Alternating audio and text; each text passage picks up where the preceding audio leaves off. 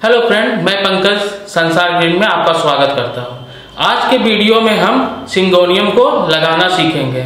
Syngonium को हम दो तरीका से लगाते हैं और वो दो तरीका कौन सा है आप हमारे पूरे वीडियो को देखें।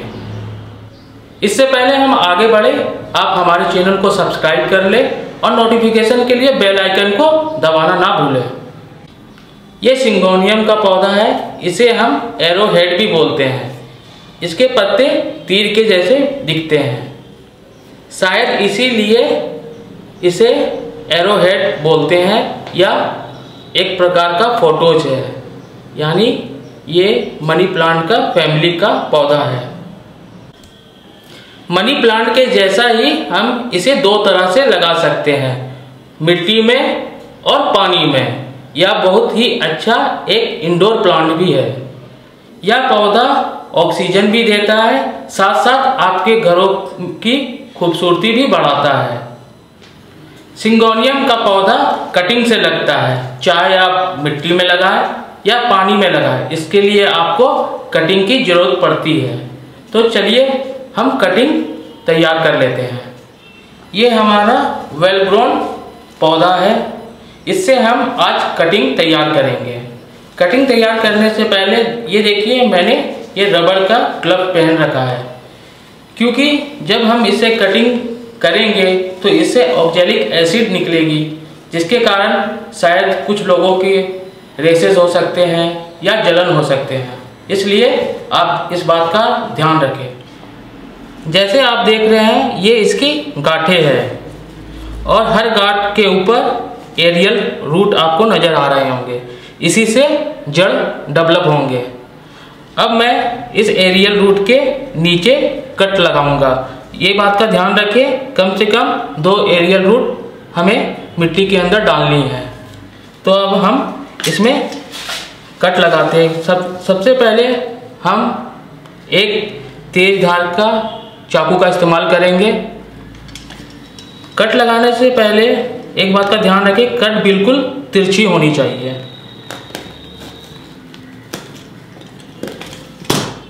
अक्सर लोग पूछते हैं तिरछा कट क्यों काटना है। जैसे आप देख रहे हैं, मैंने ये तिरछा कट काटा है, इसके सरफेस एरिया ज़्यादा होते हैं। अब मैं आपको सीधा कट का काट कर दिखाता हूँ।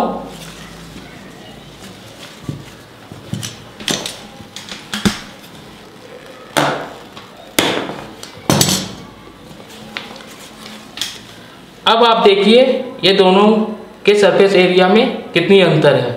जितने ज़्यादा सरफेस एरिया होंगे उतने ज़्यादा न्यूट्रिशन और वाटर एब्जॉर्ब करेगा और जल्दी से प्लांट की ग्रोथ होंगे और जल्दी से रूट भी आएंगे।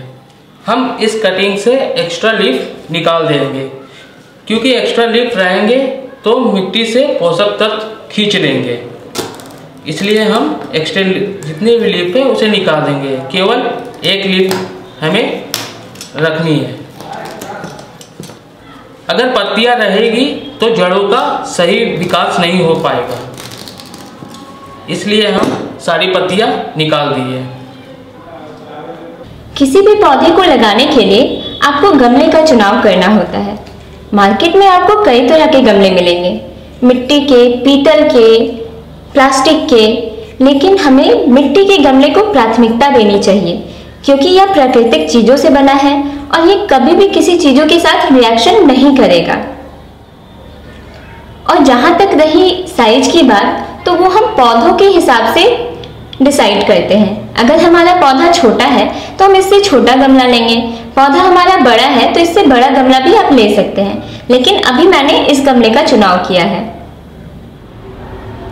आमतौर पे सभी गमलों के तलों में ये छेद होता है। अगर ये आपके गमले में यह छेद नहीं है तो आप इस छेद को बना लें। यह छेद पानी निकलने के लिए बहुत जरूरी है। ये गमले का टूटा हुआ टुकड़ा है, इसे हम गमले के तले में डालेंगे और इस छेद को ढक देंगे।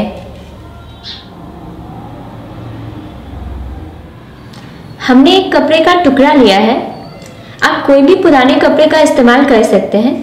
अब इस कपड़े को हम गमले के तले में डालेंगे। यह एक छन्नी का काम करता है।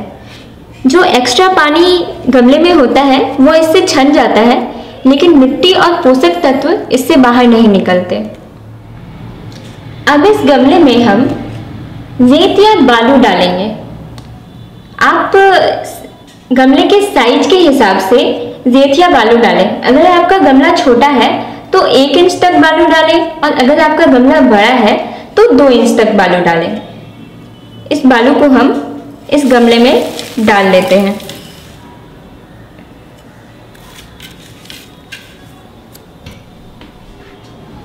यह रेत हमने इसलिए डाला है ताकि हमारे गमले में अच्छे से पर्कोलेशन हो और एक्स्ट्रा पानी गमले में जमा ना हो। अब इस गमले में हम मिट्टी डालेंगे। ये मिट्टी है, ये कंपोस्ट है। हमने दोनों को बराबर मात्रा में लिया है। पौधे के हिसाब से इसे आप अलग अलग मात्रा में ले सकते हैं। गमले में डालने के लिए हम इसे अच्छे से मिला लेते हैं।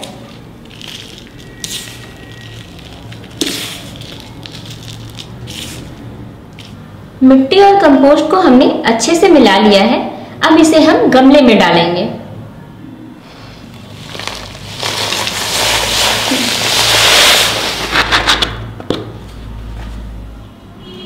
हमने इस गमले में मिट्टी और कंपोस्ट डाल लिया है। आप हमेशा ये ध्यान रखें कि इस गमले को पूरा ना भरें, 1 इंच खाली छोड़ दें। हमने यह गमला वैज्ञानिक विधि से तैयार किया है। जैसे धरती की परतें होती है वैसे ही हमने इसमें अलग अलग परतें बनाई है। यह बिल्कुल तैयार गमला है। आप इसमें कोई भी पौधा लगा सकते हैं, बहुत ही अच्छा ग्रो करेगा। ये मैंने पहले से गमला तैयार कर लिया है। इसमें मैंने 70% सामान्य मिट्टी और 30% कंपोस्ट यानी जैविक खाद डाल के मिक्स कर लिया है। अब हम ये कटिंग इस गमले में लगाते हैं। अब हम इसमें स्पेस थोड़ा बना लेते हैं।